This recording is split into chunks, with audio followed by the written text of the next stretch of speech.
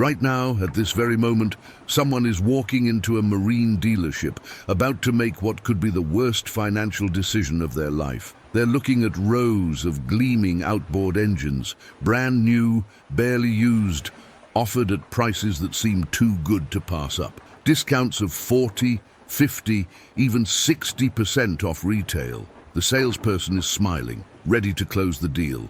And the buyer, convinced they've found the bargain of the decade, is about to sign papers that will lock them into something far more devastating than they could possibly imagine. What I'm about to reveal isn't just about outboard engines. It's about a hidden collapse that's rewriting the rules of value in the marine industry, exposing a secret that manufacturers don't want you to know, and revealing why the smartest buyers in boating have stopped purchasing entirely.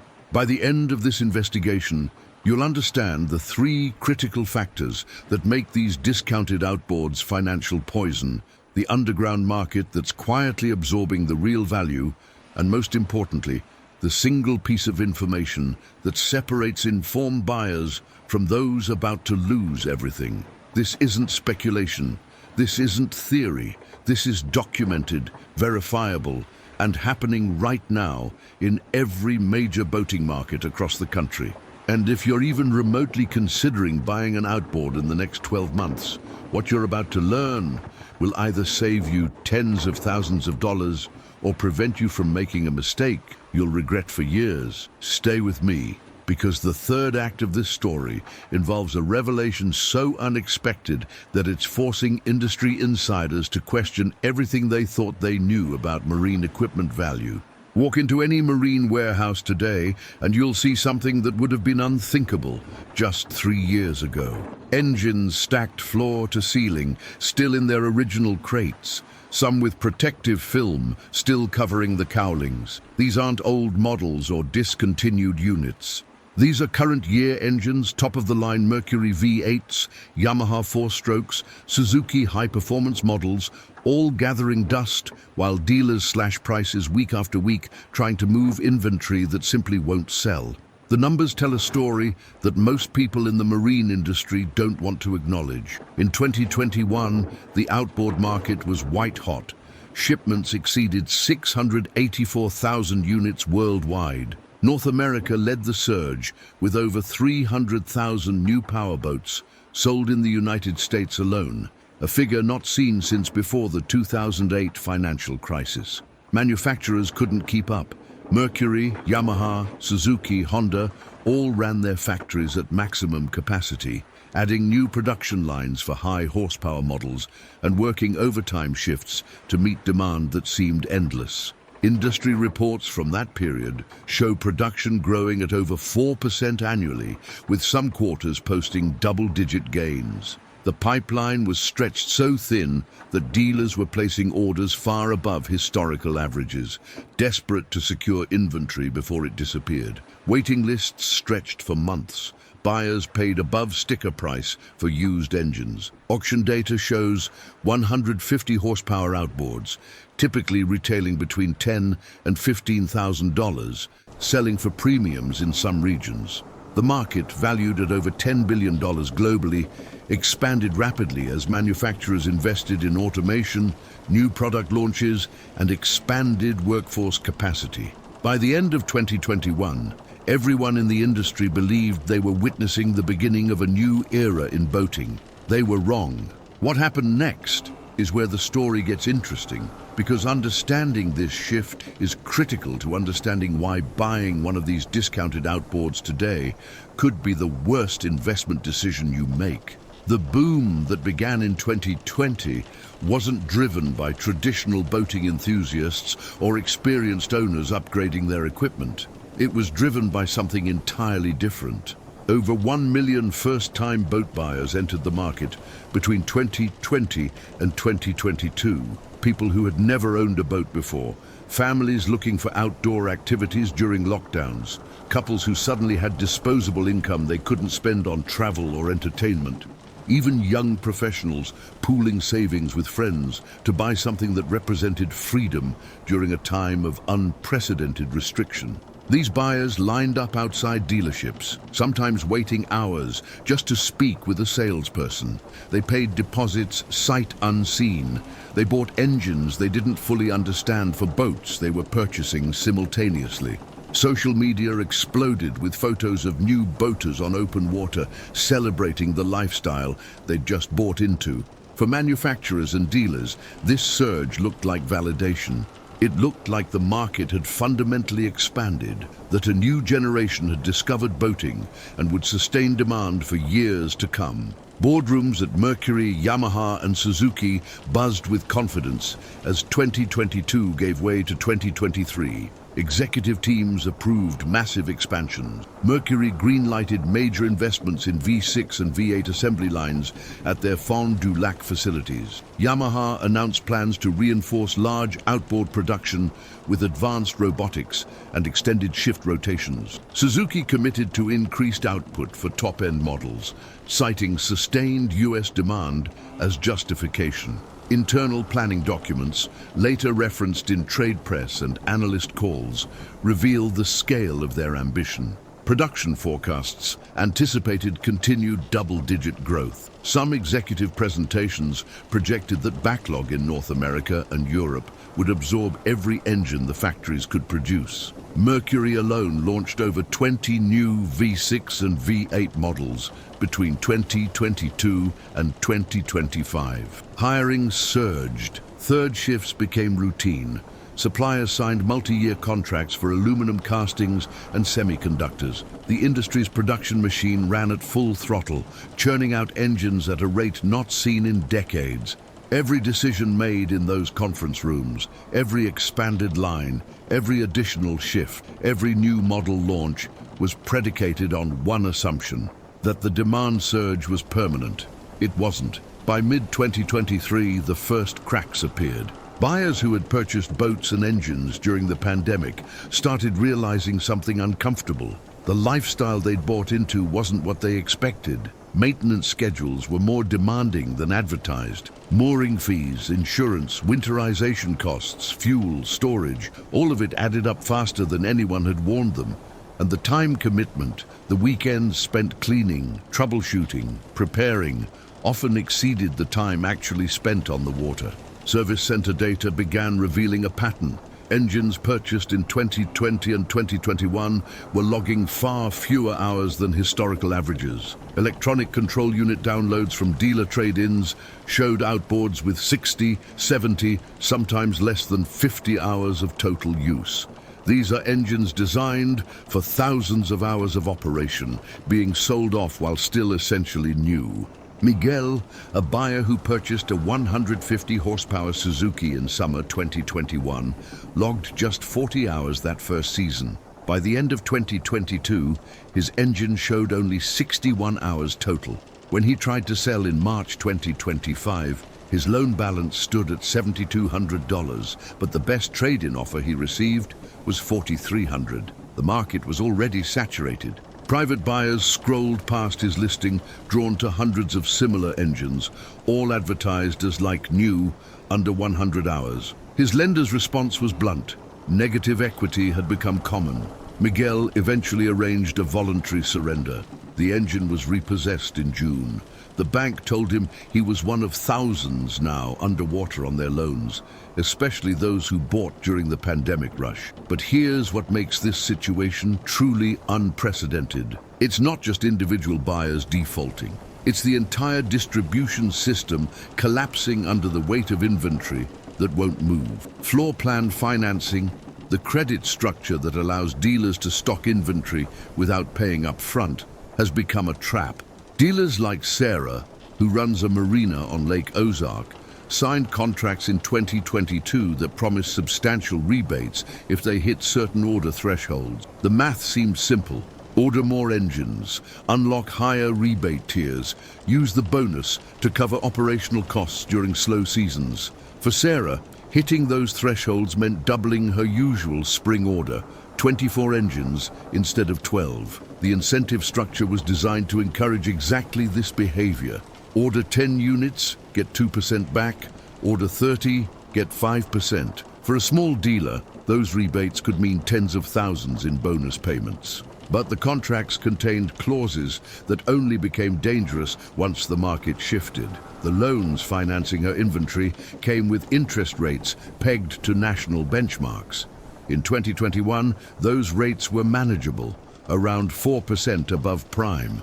By late 2023, they'd climbed past 8%. For every engine that didn't sell within 6 months, carrying costs doubled, then tripled. The agreements also required regular principal payments, called curtailments, every 90 days. If she failed to move enough units, the rebates vanished, but the debt remained. Sarah remembers the calls from her manufacturer sales rep, encouraging her to lock in allocation and chase the bonus. Declining would have meant losing access to the most popular models the following year. So she signed like hundreds of other small dealers across the country. Now, in 2025, she's staring at over $400,000 in unsold inventory, most of it financed, all of it depreciating. She's cut her staff in half, mortgaged her home to stay operational, and spends sleepless nights calculating how many more months she can survive before the bank calls the loan. Her showroom, once bustling, feels like a warehouse. Each engine on the floor is a reminder of how quickly incentives designed to create security become traps when market conditions reverse. And she's not alone. Across the country, small and mid-sized dealers are drowning in inventory they can't move, financed with debt they can't service, facing a market that has fundamentally changed beneath them. Now here's where this gets critical, and why anyone considering buying one of these heavily discounted outboards needs to understand what's really happening. The engines flooding the market aren't just surplus inventory, they're evidence of a system in meltdown. When you see those steep discounts, 40, 50, 60% off retail, you're not looking at a deal. You're looking at desperation. You're looking at dealers trying to generate any cash flow they can to service debt and avoid bankruptcy. You're looking at repossessed units being dumped by lenders who need to clear balance sheets. You're looking at inventory that's been sitting so long that the carrying costs have exceeded any reasonable profit margin. And here's the part that should terrify potential buyers. When you purchase one of these engines, you're inheriting all the risks the seller is trying to escape. Let me explain why. First, warranty and service support. Many of these discounted engines are being sold through channels that invalidate manufacturer warranties. Grey market sales, off-the-books auctions, informal dealer networks all operate outside the official distribution system.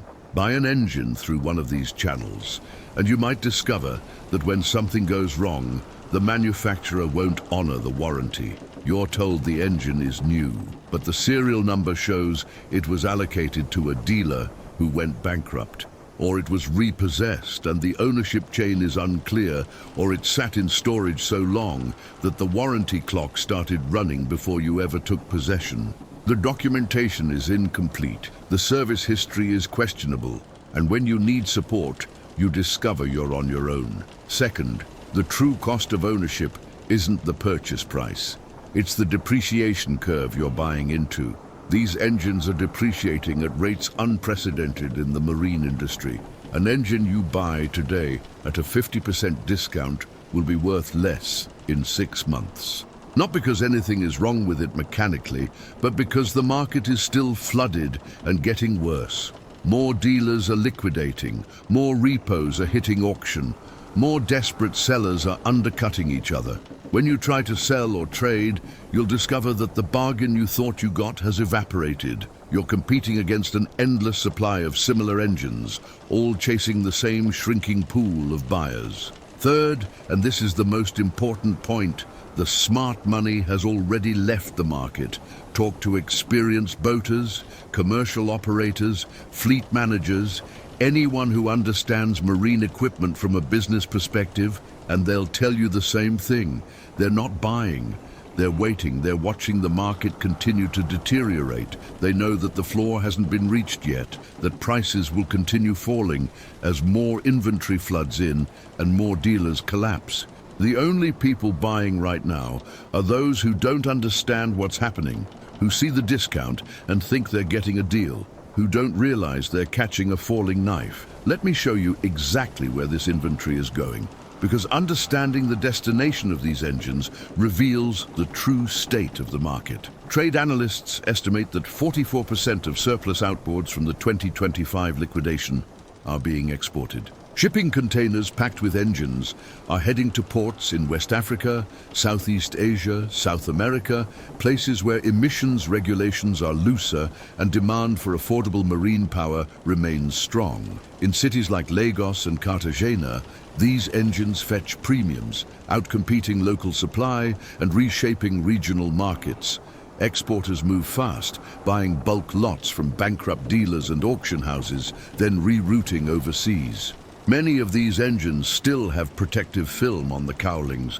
They're essentially new, but they're leaving the country because domestic demand has collapsed so completely that the only viable market is international. Think about what that means. The engines being offered at steep discounts domestically are the ones that didn't even qualify for export, or couldn't be moved fast enough, or have some issue that made them less desirable than the units already shipped overseas. Another 28% of excess inventory is being scrapped. Marine recyclers and salvage yards have seen volume surge dramatically. Engines that fail to meet new regulatory standards or arrive damaged from repossession or simply can't find buyers at any price are being stripped for parts or shredded for raw material.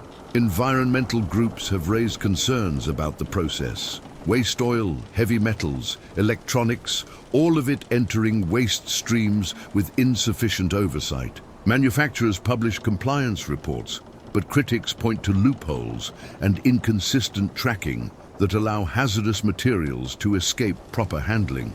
The fact that more than a quarter of the surplus is being destroyed rather than sold should tell you everything you need to know about the state of demand. Then there's the grey market, absorbing roughly 25% of oversupply.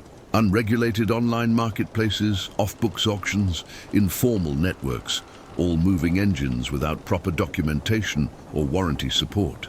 Buyers are drawn by steep discounts but often don't realize what they're giving up. Service documentation missing, warranty invalid, history unclear. Some engines are misrepresented as newer than they are. Others are sold with hidden mechanical issues. Consumer advocates warn that the rush to move inventory has created an environment ripe for fraud and disputes. Desperate sellers meet bargain hunters, and the transactions that result often leave buyers with far less than they bargained for. The financial fallout extends beyond individual buyers and dealers. Floor plan lenders and marine finance companies are facing a wave of defaults. By mid-2025, over 11,000 outboard loans are seriously delinquent. Charge-off rates have tripled since 2022. As repossessed engines flood secondary markets and auction values collapse, some banks have tightened credit or exited marine lending entirely. The ripple effects touch everyone in the supply chain, from warehouse workers to transport companies to the manufacturers themselves, who are now facing the consequences of the production decisions they made in 2022 and 2023. So who's actually buying these engines? The answer reveals everything you need to know about whether you should be one of them. The buyers fall into a few distinct categories. First, there are the uninformed, people who see the discount and don't understand the context. They don't know about the market collapse. They don't realize they're buying into a depreciating asset. They think they're getting a deal because the price is lower than it was 3 years ago,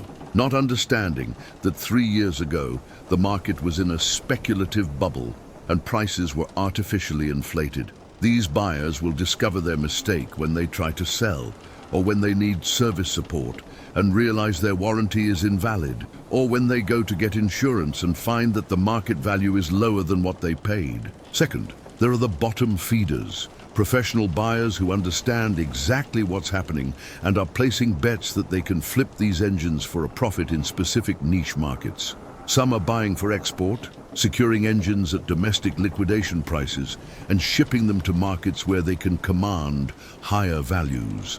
Others are buying for parts, calculating that they can strip valuable components and sell them individually for more than they paid for the complete unit. These buyers know the risks and have strategies to mitigate them. They're not the ones getting hurt. Third, there are the truly desperate, people who need an engine for immediate use and can't afford to wait or can't qualify for traditional financing. They're buying because they have no other option, fully aware that they're getting a poor deal, but prioritizing immediate need over long-term value. These buyers understand they're making a compromise, and they're willing to accept the consequences.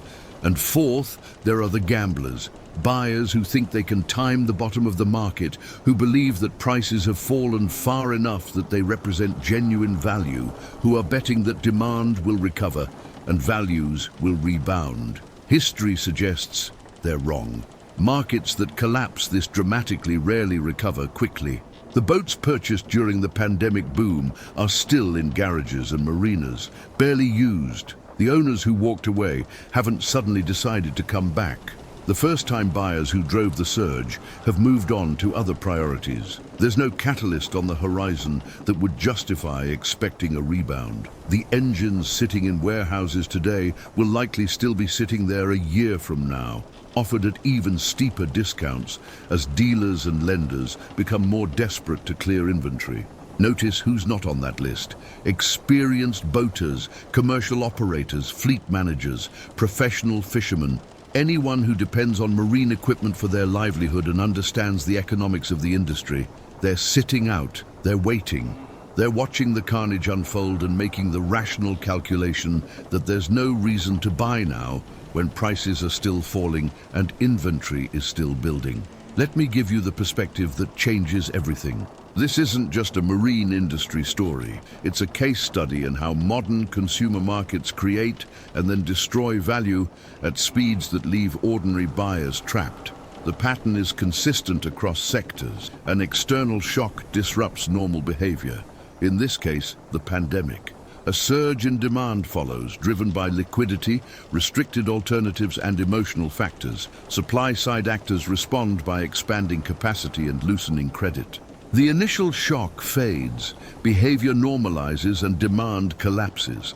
A wave of defaults and distressed sales floods the market, driving prices down and creating a feedback loop. What's remarkable about the outboard collapse is the speed. From peak demand in 2021 to widespread distress in 2025 is just 4 years.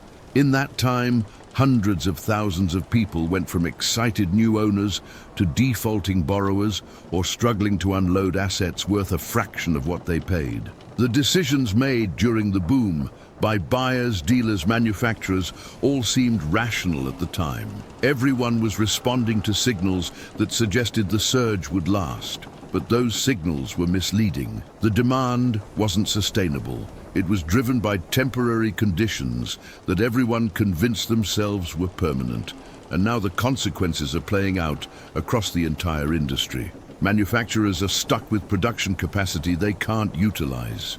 Dealers are drowning in inventory they can't sell. Lenders are managing defaults at unprecedented rates. And buyers are trapped in negative equity, unable to sell without taking catastrophic losses. The engines themselves haven't failed. They're still mechanically sound, still capable of thousands of hours of operation, but their value has collapsed because there are simply too many, too soon. The market was flooded with supply based on projections that didn't materialize, and now everyone involved is paying the price, except, of course, for those who saw it coming and stayed out.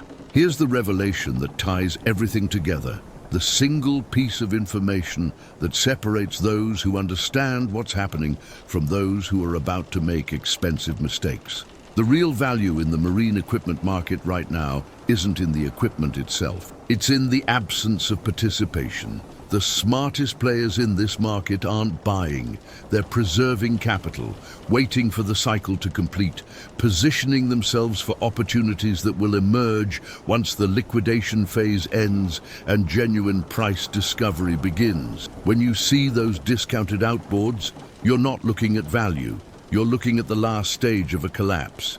The engines are cheap because nobody wants them. And nobody wants them because everyone who understands the market knows that they'll be cheaper still in 6 months, 12 months, 18 months. The discount isn't a signal to buy, it's a signal to stay away. Think about the incentives. Dealers offering these discounts aren't trying to do you a favor. They're trying to generate any cash they can to service debt and avoid bankruptcy. Lenders liquidating repossessed engines aren't concerned about getting you a good deal. They're trying to clear balance sheets and minimize losses. Exporters and grey market operators aren't looking out for your interests. They're extracting value from a collapsing market and moving on.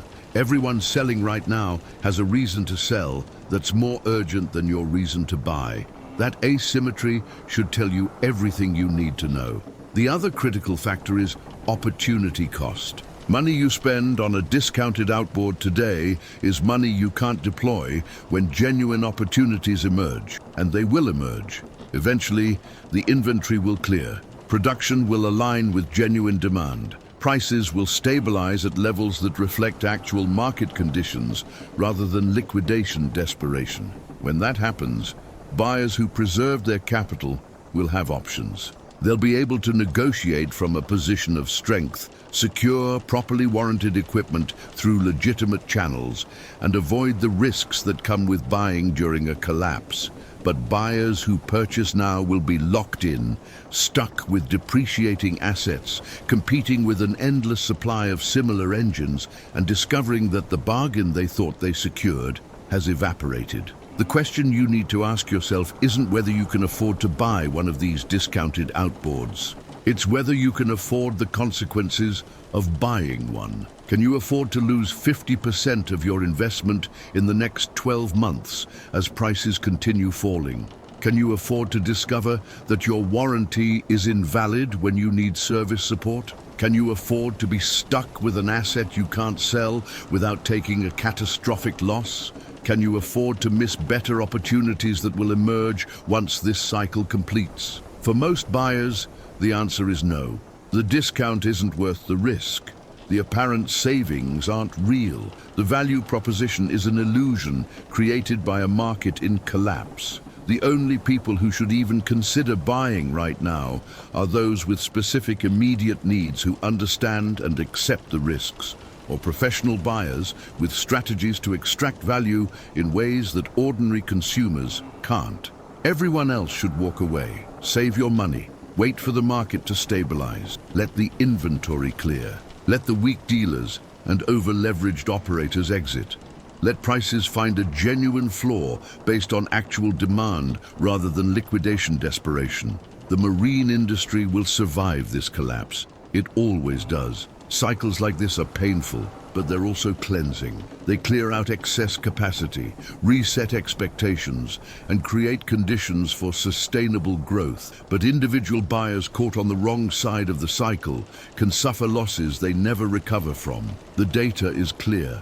Over 300,000 new powerboats were sold in the United States in 2021 alone. More than 1 million first-time buyers entered the market between 2020 and 2022. Manufacturers and dealers expanded production and inventory based on projections of sustained growth that never materialized. Today, warehouses and marinas overflow with barely used outboards, many showing less than 70 hours of operation. Nearly half are being exported, more than a quarter are being scrapped. Thousands of loans are delinquent, and the buyers still in the market are either uninformed, desperate, or professional operators, extracting value in ways that won't benefit you. The title of this investigation asks, who's buying these outboards? The answer is clear. People who don't understand what they're buying into, who don't recognize the warning signs, who mistake price for value and discount for opportunity. The marine industry calls them something else. They call them marks. They call them bag holders. They call them the last buyers in a collapsed market who will absorb the final losses before the cycle resets. Don't be one of them. The evidence is overwhelming, the pattern is consistent, the outcome is predictable. Markets that collapse this dramatically don't recover quickly. Values that fall this far don't rebound without catalysts that simply don't exist right now. Inventory that builds to these levels takes years to clear. The engines offered at steep discounts today aren't bargains. They're traps. Beautiful, gleaming, mechanically sound traps that will cost you far more than you expect and deliver far less value than you hope. Every dollar you save on the purchase price, you'll lose in depreciation, service complications, and opportunity costs. The smart money knows this. That's why they're not buying. That's why showrooms sit empty despite unprecedented discounts. That's why dealers are liquidating rather than holding. That's why the only engines moving are the ones being exported or scrapped.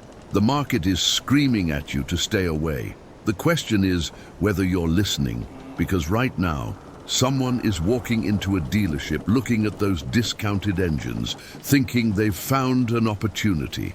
And unless they understand what they're really looking at, unless they recognize the warning signs, unless they ask the hard questions about why these engines are so cheap and why nobody else is buying, they're about to make a mistake they'll regret for years. Don't let that person be you. The marine industry is in the midst of a historic collapse, one that rivals the downturns of previous financial crises in scale and speed. The equipment is sound. The manufacturers are reputable. But the market conditions are toxic, and buying into a falling market is one of the most reliable ways to destroy wealth. There will be a time to buy. There will be opportunities that represent genuine value, but that time isn't now. And those opportunities aren't the heavily discounted engines flooding the market today. Save your capital, preserve your options, wait for the cycle to complete. And when the market finally stabilizes, when inventory clears and demand returns and prices reflect actual value rather than liquidation desperation, then you can buy with confidence. Until then, the only winning move is not to play. The outboard market is a cautionary tale playing out in real time, a reminder that in a world driven by speculation and temporary demand surges, value can vanish almost overnight. And the buyers who don't recognize that reality, who chase discounts without understanding context, who mistake the end of a collapse for the beginning of opportunity, are the ones left holding assets that nobody wants at prices nobody will pay. That's not investment, that's not value hunting, that's financial self-destruction wrapped in the appearance of a bargain. And it's happening right now at dealerships and auctions and online marketplaces across the country, to buyers who will spend years regretting the day they thought they were smart enough to catch a falling knife.